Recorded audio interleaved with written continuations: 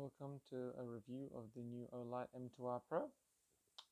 So I've actually already opened this, but I figured I'd pack it for you all.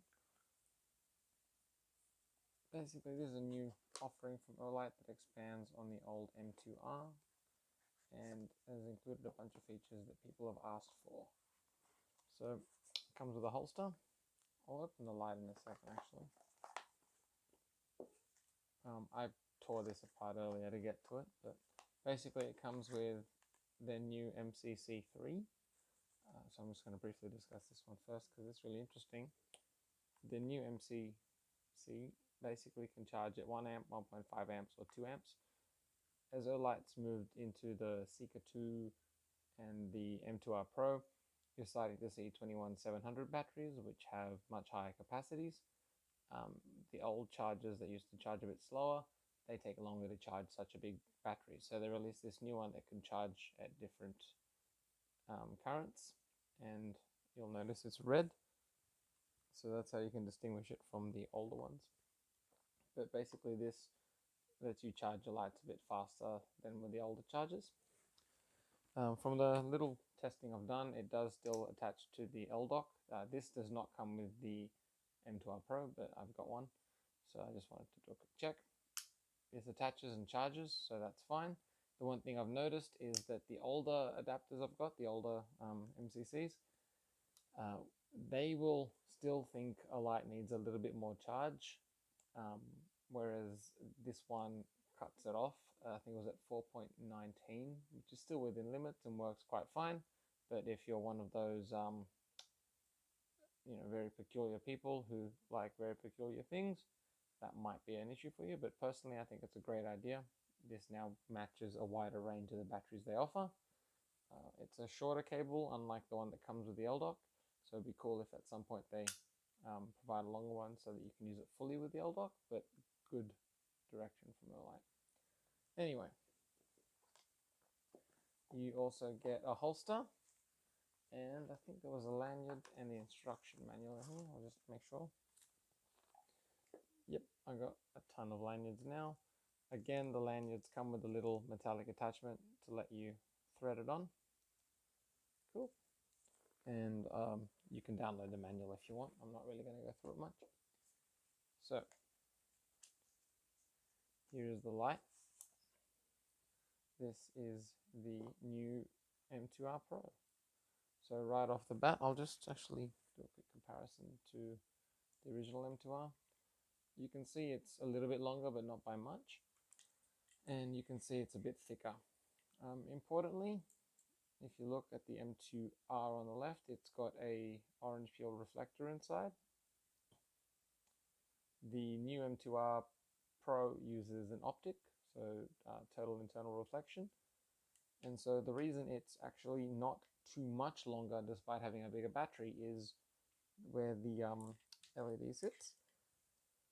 Let's say about,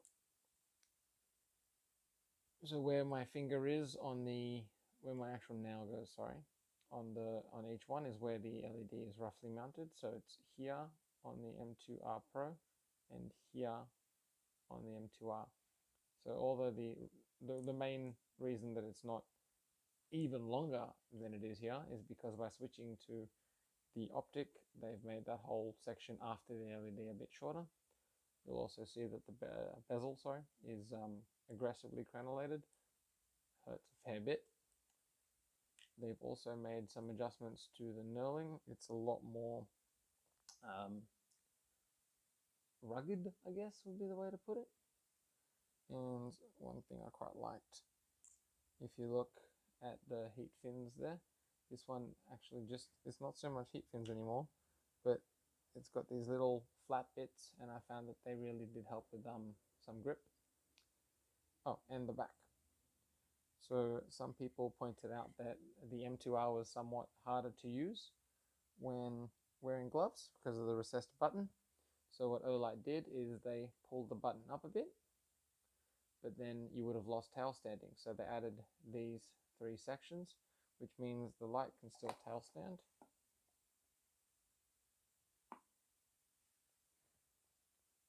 But it does so with a button you can access.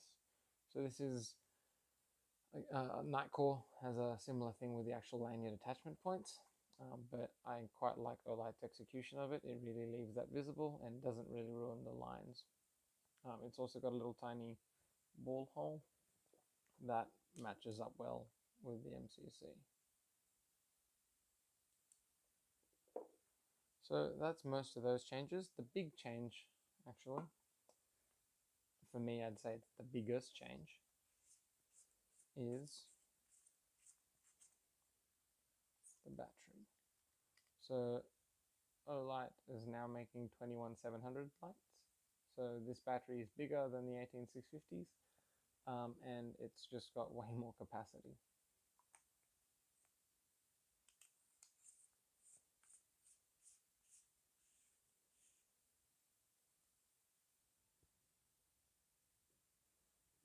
So just physically, I guess I should also do another check. This is the Baton Pro that was also announced around the same time. Obviously much shorter, much slimmer, easier to carry for insider pockets. And here are the Seeker 2 Pro and the Seeker 2. So again, the M2R is a little bit longer than them. It's much more of a thrower in comparison, but they are much thicker, as in diameter, due to the triple emitters. They all use 21700 batteries, but even the body, it's thicker, chunkier, fills your hand more than the M2R. So the M2R works well as this nice middle ground where it gives you that battery. It's a bit chunkier than the M2R, not by much, but still quite carryable. So, what have they updated in this one? I guess the best way to get into that is to go through the user interface. So with the M2R, they've kept many of the same things, but with the M2R, you can push all the way down and it will turn on and stay on, or you push halfway for momentary.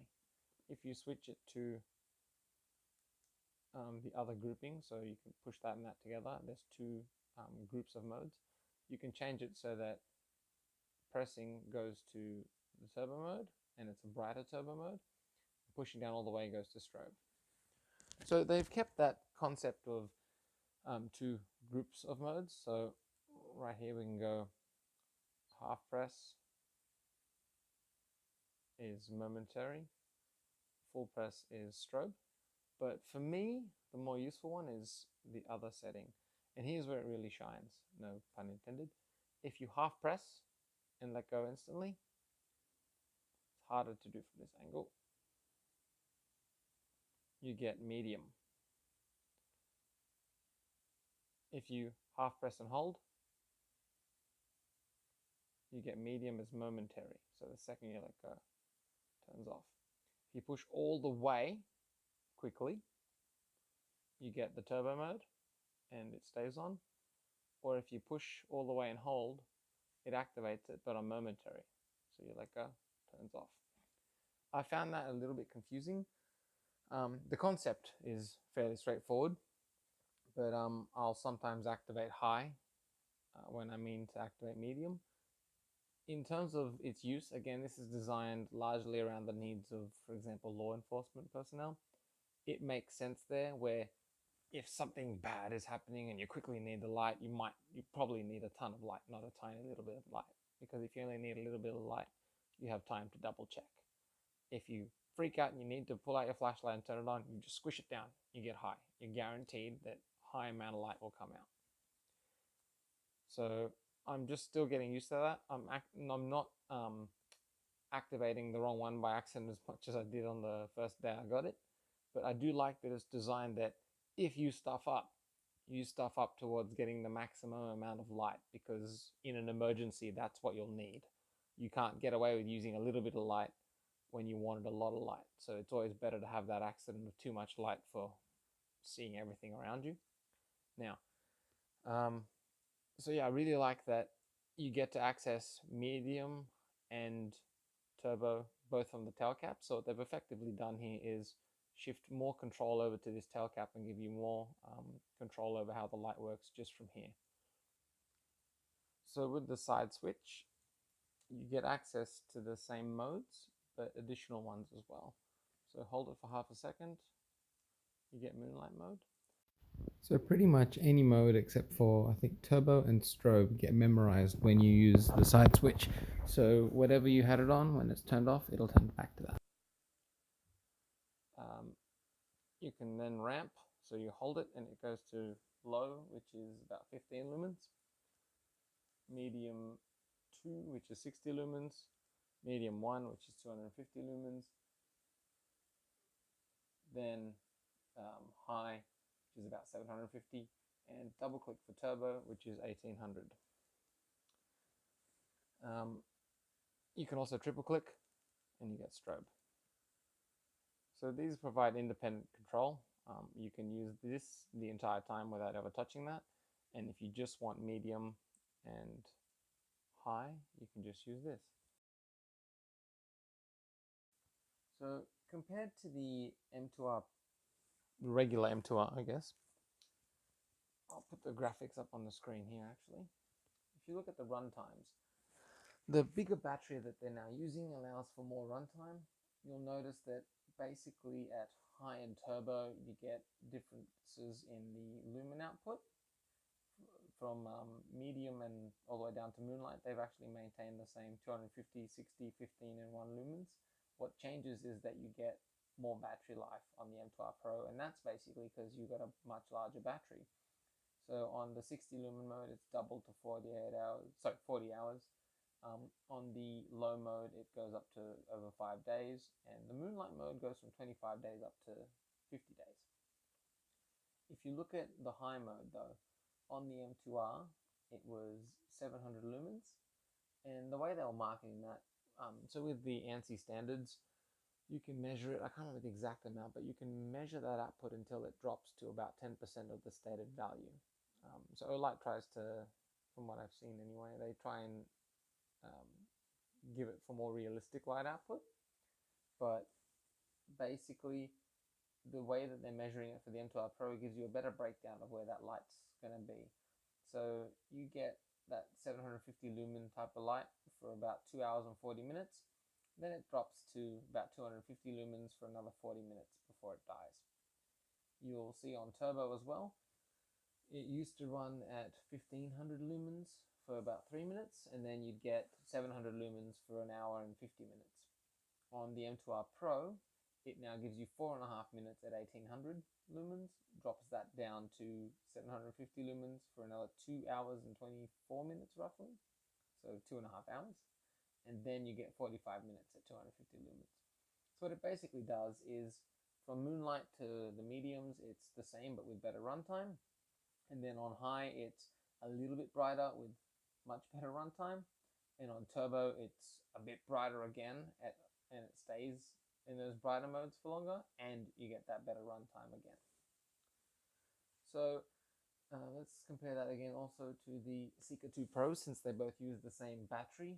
You'll notice that they do very different things here. The Seeker 2 Pro, you get 2 minutes on 3200 lumens, and then 2.5 hours at 600 lumens. The M2R Pro, you get about 4.5 minutes at that brightest 1800, and then it drops to 750 lumens for 2 hours and 2.5 hours basically. So you get a little bit more brightness on the step down, and you get that for longer than you do with the Seeker 2 Pro. However, in this instance, Seeker 2 Pro is very, very floody, whereas the M2R Pro has a fairly defined hotspot, and so you'll end up getting that more functional brightness. When it comes to the magnet feature, so I got really excited by the old Baton Pro that came out about a week ago, because that tail stands horizontally as well. Sorry, the magnet attaches horizontally as well. The M2R holds quite well vertically, for the M2R Pro, sorry. Doesn't really hold well horizontally. That's to be expected. These are getting to be pretty big lights, and the original M2R also held on vertically but not horizontally. I will say the magnet does feel a bit stronger on the new M2R Pro. So even there, it holds on a bit better compared to the M2R. So that's pretty cool. The clip is bidirectional. So, ow, you can yank that off. My fingers got caught in it. And you can flip it. The downside here is if you're putting it in a pocket, I suspect these will gradually tear through pants. So one thing I'd really like is if Olight sells a replacement bezel that you can take this off and put on something closer to the M2R. But again, this was designed based on some of that feedback. So there's a reason why they did it. And that's one thing I do like. Even when I tend to disagree with something that Olight's implemented, it usually comes from a solid reason, which is usually then related to the purpose of the light and in many cases actual feedback from people using it. Yeah, so you know, the manual warns not to try and operate it underwater because you know, if it's conductive, it might mess with the operations. I shoved this into some water. I was playing around with it. It worked fine. So I guess that might just be a warning. Also, it says not to run it on turbo. And like, so once you run it on turbo and it steps down, it suggests that you shouldn't try to put it back up onto turbo. It does really get hot. Like, this is one of the hottest lights I've ever used when it's run on turbo for a while. I found that after I ran it on turbo, I let it cool down for, I can't remember how long it was. There's a video I've posted where I do this, you can check. But it was like maybe a minute, and then I put it back on turbo, and it held turbo for a little while again. So it can go back onto turbo after the initial run, but I suspect it'll need a higher voltage to do it. So at some point after you've used it for a bit, it probably won't be able to get back into turbo. I'm basing that on what I've seen on some of the other lights that Olight offers, where it needs to have a higher voltage. Even the M2R, the original one, it needed a relatively freshly charged cell to be able to put out that highest turbo it offered.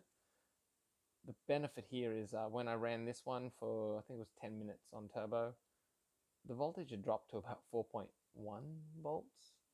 That's also pretty impressive considering the original M2R, it could only put 1500 lumens out on momentary, whereas the M2R Pro can actually sustain that 1800 lumens for a lot longer. A couple of other things, so the step downs I mentioned, you can see them on this graph, which I think is pretty cool. Olight's pretty good at now trying to show where the brightness it's saying comes from. And you also see that they've got distances calculated for how far it'll throw on each mode. So again, you'll usually see when somebody is advertising a light and it says 300-meter throw, that is on the highest setting, even if that setting only lasts for 30 seconds. Here it tells you how far it'll throw on each setting, which again, is great.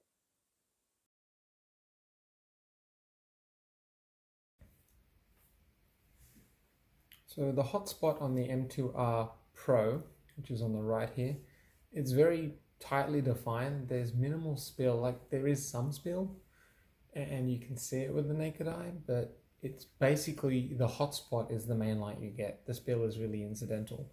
Compare that to the M2R on the left, where you get a lot more spill, and the hotspot kind of gradually transitions out. So the spill is really noticeable. So let's switch back again. And for comparison, here they both are. Now these are both being run on the low mode. On the left is the M2R, on the right is the M2R Pro. If you look at the M2R, it's got a candela to lumens ratio of about 7.2, I think, whereas the M2R Pro on the right ups that to about 12.4 from memory. So it basically gets those lumens, and firstly it has more lumens as total output than the M2R, but in this comparison here, they're actually both on the same setting. But it takes those available lumens and concentrates them into this little hotspot. So that's where that extra throw comes in. It's both the tightness and the increase in lumens. So just for comparison, I've come down to a park. Now there's a plane overhead. I'll show you the M2R Pro and the M2R on all the settings, and then I'll just go through turbo on a couple of lights in comparison. So M2R Pro on moonlight, which you can't really see. Low, medium, the other medium. Starting to hit that tree now. High, and turbo. So over on the other side, I'll do on the left, you got the M2R, the regular one. That's moonlight, which you can't really see. Low, medium, the other medium, tree, high, and turbo. So I'll try and do the tactical turbo as well on that one, so you can get another look. That's that's tactical turbo, which it can't sustain for very long and is only used in momentary. So the fact that this one can beat that in a sustained fashion is impressive. So you can see the M2R on the left, M2R Pro on the right, and it's really hard to hold that button down on the M2R. So we'll also look at the Seeker 2 Pro.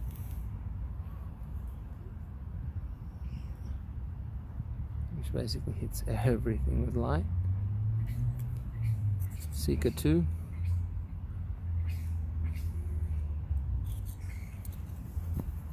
And the Baton Pro. But again, here is turbo on the M2R Pro. That tree is just covered. That poor guy. Sorry, buddy. But yeah. I should also point out it's bushfire season, so we've had a lot of stuff in the air today. Thanks. So off. Moonlight. Low. Medium. Other medium. High. Turbo. Off.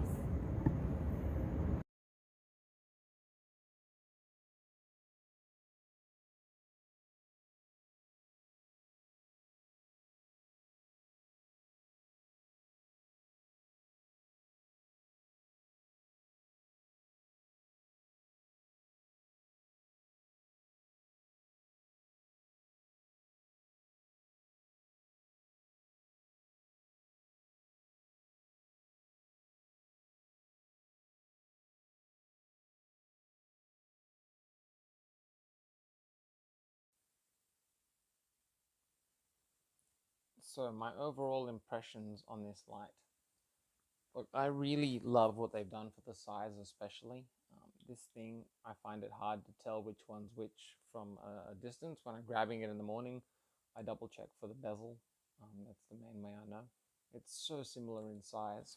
I thought this was going to be a lot chunkier when you factor in how big the Seeker 2 Pro is in comparison. So I love the M2R, and when I thought there was going to be a hybrid of these, I kind of thought it would be the thickness of the Seeker 2. But when it came out, it turns out it's basically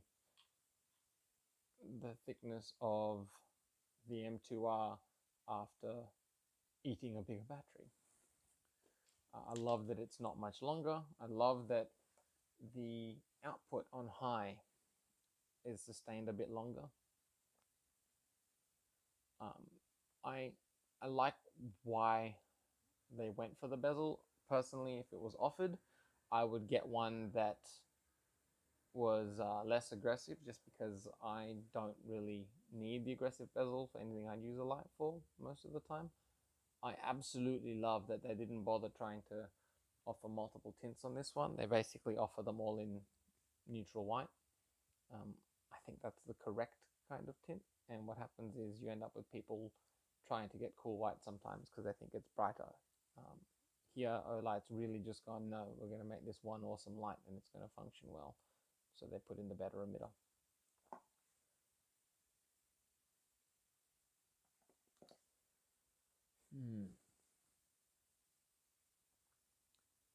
I think they were really creative in addressing some of these little challenges along the way. So what they've done with the tail switch to allow gloves to hit it, really cool. I'm still finding it very difficult to decide whether I'm going to carry the Seeker 2 Pro more or the M2R Pro more. I'm leaning towards the M2R Pro because I really like having that tail switch. The one thing that took me a while to get used to was the function of it, and I'm also finding, because it's got much less spill than the M2R original, I now use medium when walking. So I was a little bit apprehensive at first because I usually used to use low on the M2R when I was going walking and I wanted to see around me. And the fact that this is much tighter as a hotspot meant that I couldn't use low anymore. So, but then I realized that medium actually works really, really well for walking, and it's accessible from the tail switch. So I quite like that. This somewhat reminds me of Claris, where you can set it to use a lower mode and a higher mode, but Claris uses two different tail switches for it. Here, Olight's letting us use one, which, again, pretty cool once you get used to it. I do find it's harder to activate it when I'm trying to do it like while holding it all weirdly, but when I'm actually using it now, most of the time I access the mode I want. I would suggest this over the M2R, for example, largely because you get so much more. My only hesitation, again, really, is the crenellation. I would rather it be a little bit less aggressive. But again, if I was, for example, a cop wearing this on a load-bearing vest, or someone who would likely need to use the aggressive bezel for breaking windows or something, this is what I would have wanted in a light. The only reason that this is a drawback for me is that I don't live a particularly adventurous life. So, good idea to add it. I just really like it if I could replace it. Compared to the M2R Pro, sorry, the M2R, it's basically an improvement along every line. I'm really amazed that they've managed to fit a bigger battery in the similar size. I think the hotspot works for that little bit of extra throw. When the Seeker 2 Pro came out, I had trouble using my M2R again, just because it was so floody that it didn't feel as bright anymore, because the Seeker 2 puts out so much light. But because this thing, it ups the brightness a little bit, but mostly it just focuses it a little bit more, this feels bright when I use it still. So I think they've done a good job. The only other caveat I'd give is I wouldn't loan this out to people, for example, just because the operation of the tail switch might be a little bit confusing for them. If I was going to loan out a light, I'd probably do something like the Seeker 2 Pro or a more simple light. But you don't get one of these kind of lights to loan to people as a general light around the house. I think this is very much EDC, or at least the person who owns it knows how to use it. This is a tool system, really, I'd say, compared to some other lights, which is just click the button and then maybe there's another button to change the brightness settings. With the M2R series, I find they're a light you should spend a little time learning to use, and then you reap the benefits of them. So yeah, thanks to Olight Australia for sending one to me. I'm gonna be playing with this for a while. If you really want to be nice, make a new bezel for me. But good job.